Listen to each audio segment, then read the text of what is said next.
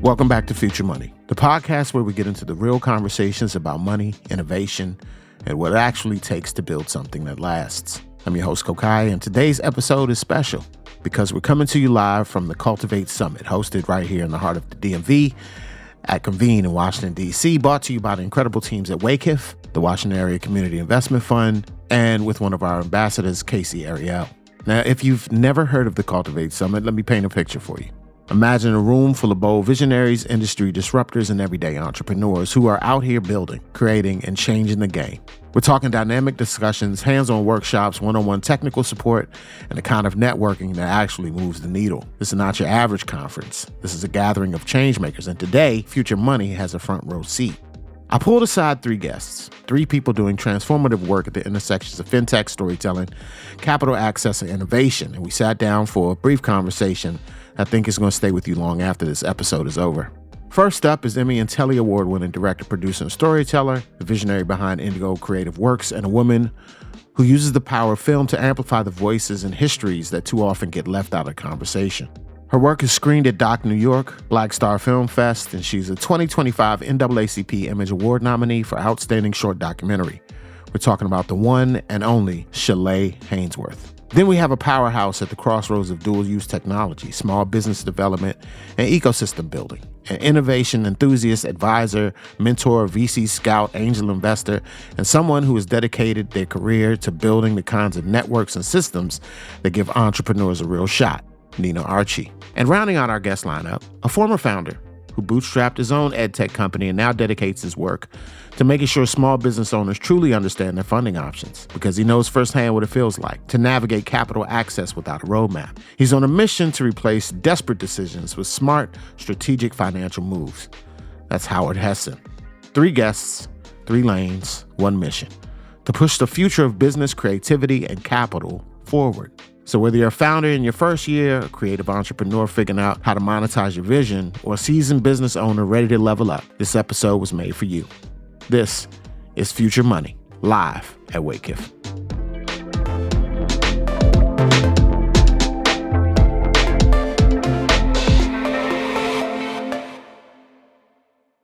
How you doing? This is Kokayi. I am live at the Cultivate Summit, sponsored by WACIF in Washington, D.C., and I'm here with Shalay Haynesworth from Indigo Creative Works, LLC.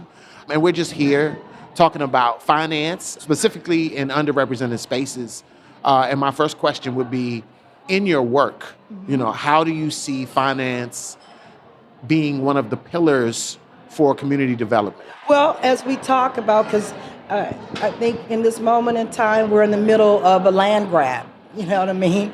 And so I think getting financial support to maybe invest in a brick and mortar is critically important when you talk about cities like Washington, D.C., where, the spaces are becoming scarce. In our communities, there are a lot of great spaces that are still available to us. And so I think, financially, those are things that we could use those resources to do. And when you think about digital financial inclusion, or financial inclusion anyway, specifically in regard to underrepresented and underserved spaces, your thoughts on what could possibly be better to educate individuals on the necessity for that inclusion? Well, I think when we talk about digital financing and how to expand our knowledge and narrative about that, is just giving us a sense of what that looks like, what that means, is it Cash App? Is it Venmo? Is it Zelle? I mean, just giving people an understanding and an education about what that means and how they could expand their footprint in that space. And when you think of one big barrier standing in the way of global financial equity, what do you think is one barrier? One barrier, again, it always goes back to me, is knowledge. It's about the knowledge. That's what got us here, is understanding the need to uplift ourselves through knowledge and education. And so I think if we give people an understanding of what that looks like, and understanding that there are a lot of possibilities beyond this country. I think we've been so wedded to our lived experience in the United States. And I think this is what the moment is calling for us to look at expansion on a global level. How do you imagine the world in 10 years from now? And what does a truly inclusive financial system look like to you? That's a great question. I wish I could say, give you a firm answer on that. Again, I think it depends on what we do in this moment, as far as educating ourselves, our people, our community about what that means right now and how we can apply that for future opportunities and investments. And in your own work, how do you see interacting with global financial systems? What are some of the pluses and what are some of the minuses in terms of day-to-day transactions, savings, making money work for you, things of that nature? I definitely think that's something we need to explore, but right now, and when we look at this political and social climate, I think we got to be smart about, where we're going and the places that we're expanding internationally. So I think that's what it's about for me, at least, is just being smart because, we got to get a return on our investment, especially me at this station of my life. I just can't afford to take too many risks. When we talk about organizations like WACIF, how are they helping in community spaces? Well, for me, even coming today, I was just so glad that I pushed myself because I am a creative, so I often stay in my own silo. But I think what WACIF is good on helping us to understand, especially us as solo entrepreneurs, is that community is key. Especially, I just have to keep going back to this moment in time, building community knowledge, getting the knowledge. For me, I'm very interested in AI and using the AI technology, not letting it just teach me. I want to learn how to use it and provide a footprint for it, but also to help me with my operational and project management flow. Thank you so much for your time. Appreciate you. Once again, where can people find you? Absolutely. Again, my name is Shalay Hainsworth. I'm executive producer, owner of Indigo Creative Works. I can be reached at www.indigocreativeworksllc.com. Thank you so much for your time. So what first drew me to digital financial inclusion was efficiency. And I think also we don't always think about like how we've been using digital financial inclusion since the beginning of PayPal. So I remember a long time ago, we were just doing, cash, and then, you get PayPal. Oh my gosh, I can just send my email and send my money on. It may take 3 to 5 business days, and now you got the business component, and then you got the personal component. But it was still like a really easy way. You're already using the internet, right? Mm-hmm. So then it was like, okay, now I can actually use, PayPal. Another thing is that I come from, the industry of patents. Mm-hmm. And so there's business method patents. Mm-hmm. So another thing about me was that the first time I started hearing about digital financial inclusion was through business method patents. Mm-hmm. Before PayPal, I don't even know if they may have, don't quote me, but they may not even had a business method patents art unit. Mm-hmm. And so PayPal, their process is now patented. Mm-hmm. Wow, that's amazing.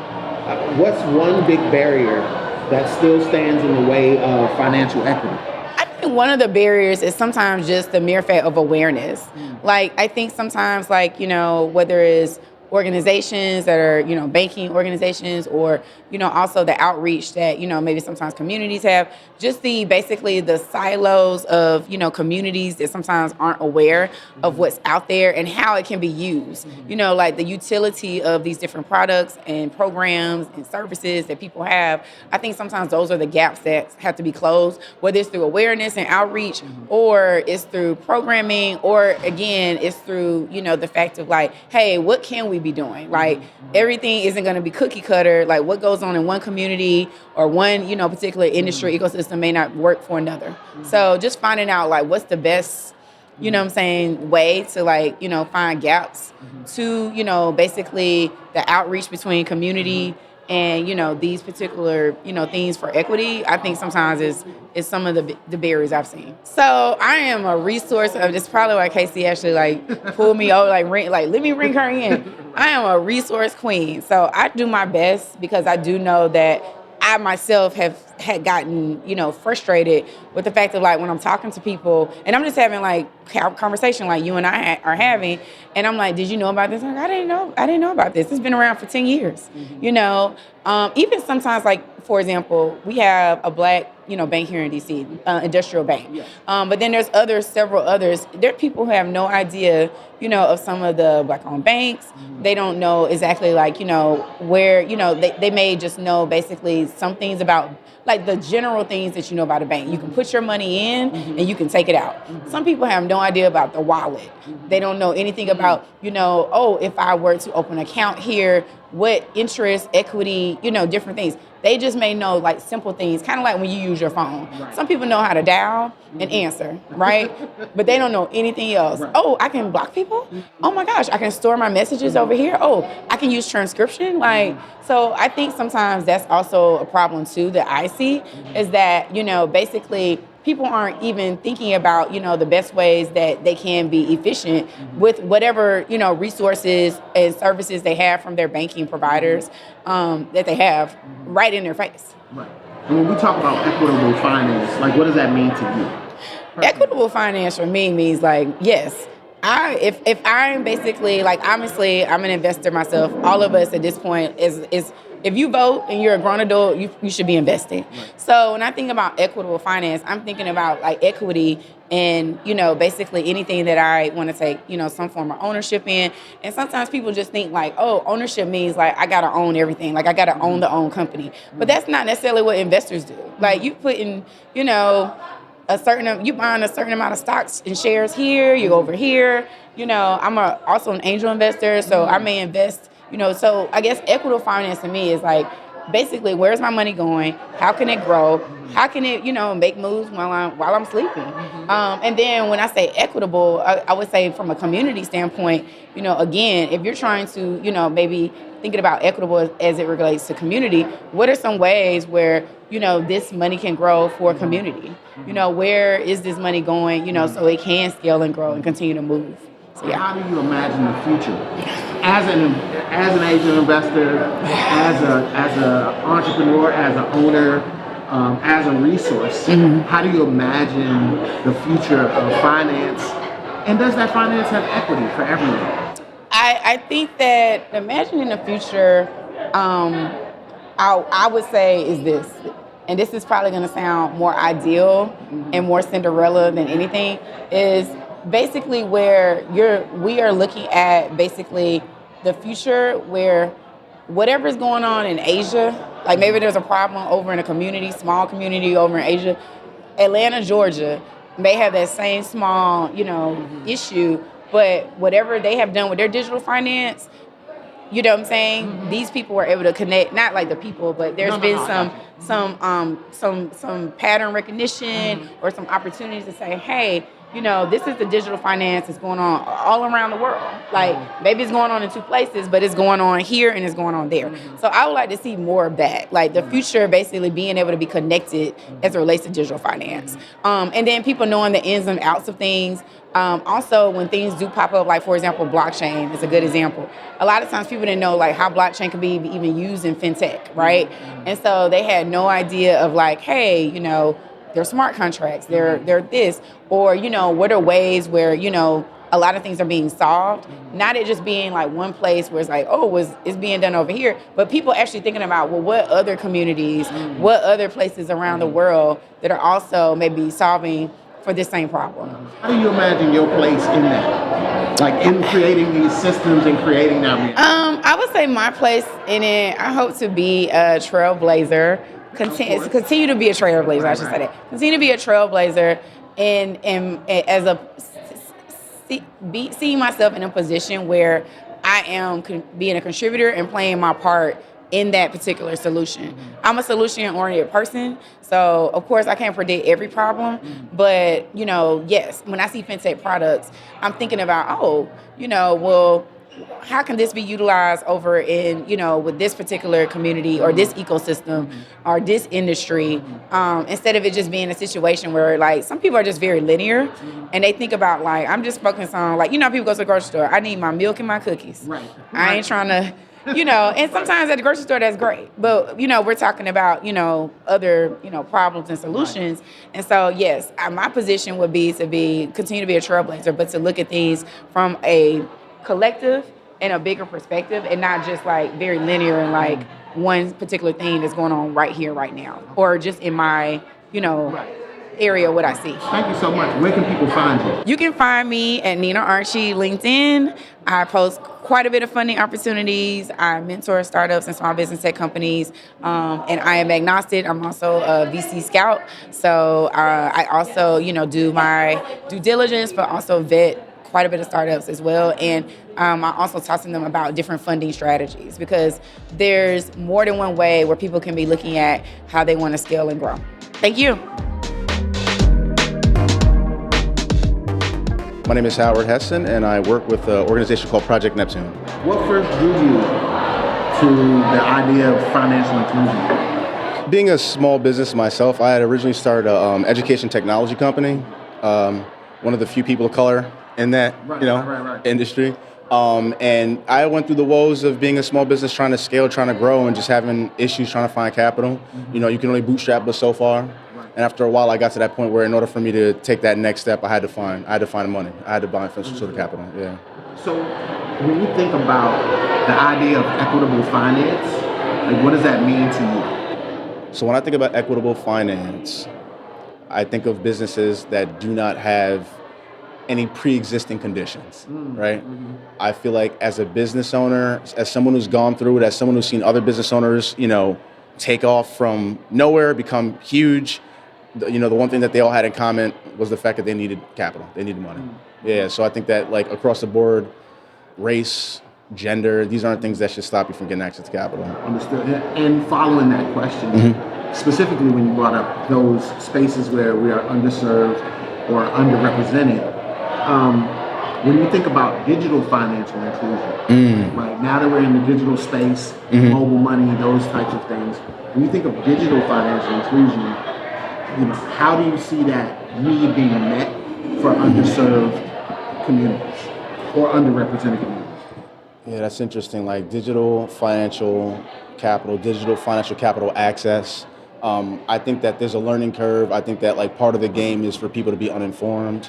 I think it's really important for, obviously we got to take it on ourselves to learn more, but I also think that there should be more spaces where people who don't have, that skill set to get to better understand what it is for them to be able to access capital in a digital world. Like, so, yeah. And when you think, like, taking that idea and thinking about it further, what do you think is one of the biggest barriers to this idea of financial equity for anyone? Like if we think globally. I don't want to get too political. Do what you gotta do. I mean, I think part of money having its value is the idea that there's some people who have it and some people who don't. Like that's part of the system, right? The few have, the many have not. And I think that like that's just part of the system.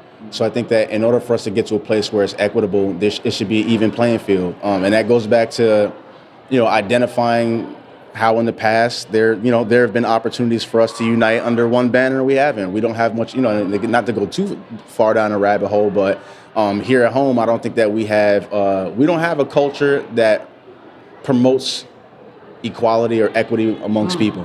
It's not the American culture. A lot of it is like, again, it's the thems, it's the those, it's the them over there. I mean, I think it's important for us we got to understand that there is value in everybody having access to capital, right? I think it's important, especially when it comes to valuing ideas and those ideas impact on community. Yeah. And when you imagine the world in 10 years from now, right? What does a truly inclusive financial system look like? See, that's a good question, right? Because I mean, like, I keep hearing all this about, AI and, I guess the question is what does money look like in 10 years, right? Like in 10 years, all the forecasting about what AI is supposedly going to do would have happened, right? So, in a perfect world, AI apparently is revolutionizing everything that we do. It's giving people more time back. Maybe there's a universal basic income, so people can focus more on like being more creative. In a not so perfect world, maybe AI takes over. I don't know, but I think that like when it comes to capital in the future, 10 years from now, I mean, we got to do something different. Yeah. Speaking of that, so thinking about 10 years from now, how do you see your role in that landscape, in the digital financial landscape, in the financial landscape, making this better work? If I could, in the perfect, I'm not gonna say if I could, when we get to that point, outside of our AI overlords, if they, if we're not there with it, I'd like to be somebody who's investing in my community by, supporting through capital access. Like right now, a lot of what we do is capital access, partnering with organizations like the CRMS DC, offering free classes, free programs for businesses that are looking to scale. But I'd like to be more of an investor. I'd like to have more of a hand in saying, you know what, like I think that that's a great idea, and I want to put money towards that idea rather than sending them off to banks. Right. I'd rather keep that money in the community. I like the idea of there even being some sort of community investment. What would it look like for you to be able to invest in a business right next to you and make something from it as they make something because of the fact that they got that infusion of capital? So that's the world I'd like to live in. Yeah. I appreciate that. Yeah. What brought you to this Cultivate Summit with WACIF? It was a good friend of mine who had mentioned that there were a lot of like-minded people that were going to be inside the room. I had a conversation with a number of individuals that were here. I just thought it was a good opportunity to show face. Again, back to that whole digital world, like the majority of the people that I've seen today, I've only ever known them in a little 5x5, screen up on Zoom. So to be able to walk in, shake somebody's hand, like get old school with it, that's what brought me up. Is that important to you as far as in-person meeting? Is that important for building capital, right, along with building relationships? Are those things important to you when it comes to this whole idea of finance? How important is that personal connection to you?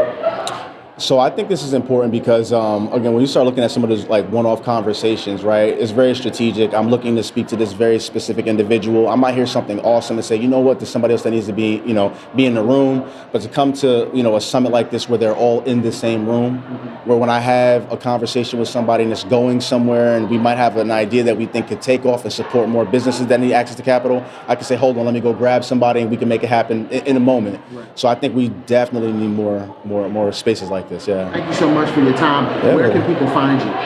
Yeah, so Howard Heston, you can look me up on LinkedIn. We are also projectneptune.us.